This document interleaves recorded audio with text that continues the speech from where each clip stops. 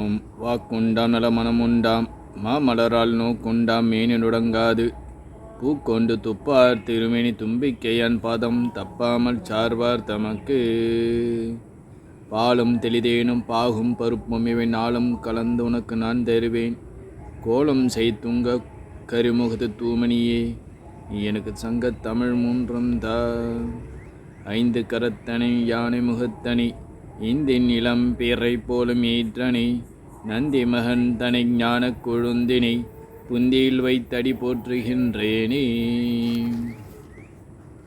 திருமந்திரம் ஆறாம் தந்திரம்.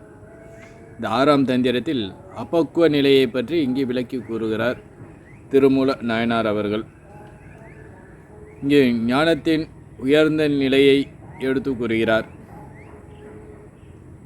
ஞானத்தில் நிற்பவர் அந்த சிவத்திலே நிற்கிறார் என்று கூறுகிறார். ஞானமே மோன வரம்பு என்று கூறுவர். ஞானத்திற்கு மேலாக ஒன்றும் இல்லை. அந்த ஞானமே சிவனை அறிதல். சிவனை அறிதலே இங்கே உயர்ந்த ஞானம் என்று சொல்லப்படுகிறது. இந்த உயிருக்கு உயிரான சிவனை உள்ளத்தில் உணர்ந்து அதற்கு மேல் அறிந்து கொள்ள வேண்டியது ஒன்றும் இல்லை என்று அறிந்து கொள்கின்ற அறிவே இங்கே மேலான ஞானம் என்று சொல்லப்படுகிறது. எப்பொழுதும் ஒரு யோகியானவர் தன்னுடைய மனதினை சமாதியில் வைத்து அசையாத நிலையை இங்கே மேலான நிலை என்று சொல்லப்படுகிறது. மழித்தலும் நீட்டலும் வேண்டாம் உலகம் பழித்தது ஒழித்து விடேன் என்பது வள்ளுவ பெருந்தகையினுடைய வாக்கும். ஆக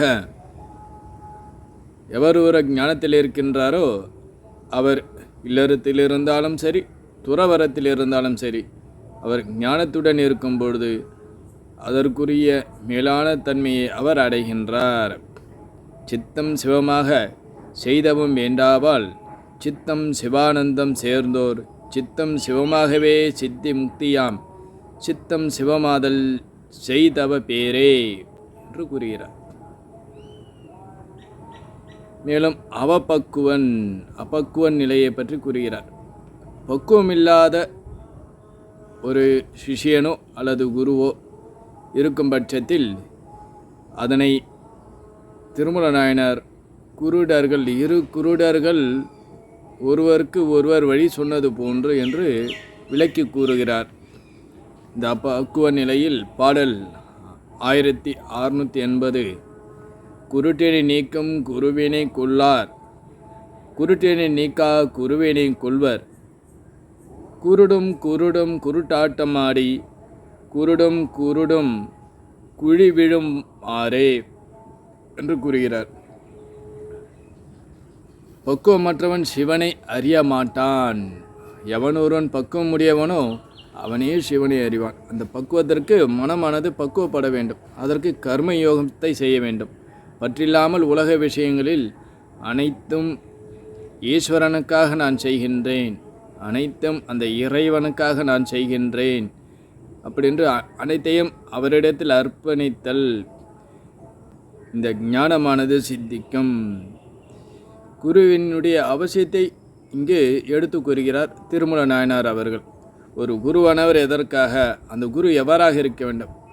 எத்தனையோ குருமார்களை நாம் பார்த்து இருக்கின்றோம். ஆனால் இங்கு குறிப்பிடுவது சிவனை அறிந்த ஞான குரு. அவர் ஞானத்தில் அவர் நிலை நின்றவராக இருக்க வேண்டும். அவரும் அறியாமையை நீங்கியவராகவும் தன்னை நாடி வந்த சிஷியனுடைய அறியாமையை நீக்குபவராகவும் இருக்க வேண்டும். அவரே குரு என்று சொல்லப்படுகிறார். அறியாமையை நீக்காத குருவானவர் குருடருக்கு ஒப்பாக சொல்லப்படுகிறார். அவர் குருவாக மாட்டார். ஞானமில்லாத குரு ஞானத்தை உபதேசிப்பதும் ஒரு குருடன் ஞானமில்லாத குரு உபதேசிப்பது என்பது குருடன் இன்னொரு குருடனுக்கு உபதேசிப்பது போன்று என்று இங்கு விளக்கி கூறுகிறார். ஆக இருவரும் எவ்வாறாக வழி தெரியாமல் கெட்டு அழிவார்களோ அவ்வாறு ஞானமில்லாத குருவை அடைந்த சிஷியனும் அவனும் ஞானமற்ற குருவினை அடைந்ததால் அவனும் அறியாமலே உழன்று கொண்டிருப்பான். மீண்டும் மீண்டும் பிறவியை பிறந்து எடுத்து இறந்து கொண்டிருப்பான். இந்த மலமூத்திரத்திலே அவன் உழண்டு கொன்று இருப்பான் என்று கூறுகிறார். மனதில் எழுந்தோர் மாயக்கண்ணாடி. மனிதர்களாகிய நாம் எண்ணுவதையெல்லாம் நம் மனம்தான் அனைத்தையும் எடுத்து இயம்புகிறது. இந்த மனம் என்பது நாம் எதை நினைக்கின்றோமோ அதனை நம்மிடம் காட்டுகின்ற ஒரு பிரதிபிம்பம், கண்ணாடி. ஆகவே இந்த மனதின்தான் இங்கு காரண சரீரம் என்றும் சொல்லப்படுகிறது.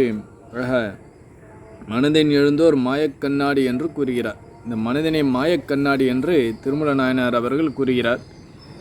இத்துடன் இந்த 6ஆம் தந்திரமானது நிறைவு பெறுகிறது. மீண்டும் அடுத்து வருகிற நாட்களில் 7ஆம் தந்திரத்தினை பார்த்து மகிழ்வோம் என்று கூறி இத்துடன் நிறைவு செய்கிறேன். மூர்த்தி எல்லாம் வாடி எங்கள் மனோகுரு வாடி, அருள் வார்த்தை என்றும் வாடி, அன்பர் வாடி பராபரமி. ஓம் சாந்தி சாந்தி சாந்தி. ஹரி ஓம் ஸ்ரீ குருபியோ நமஹ. ஹரி ஓம்.